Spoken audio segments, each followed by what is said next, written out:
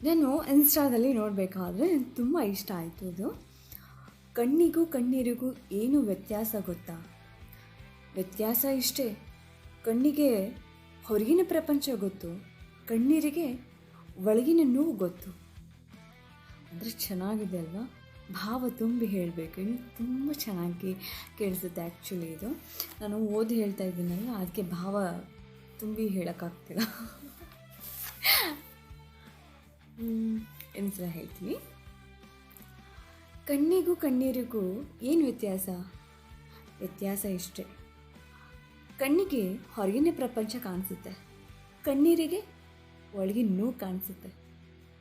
ಚೆನ್ನಾಗಿದೆ ಅಲ್ವಾ?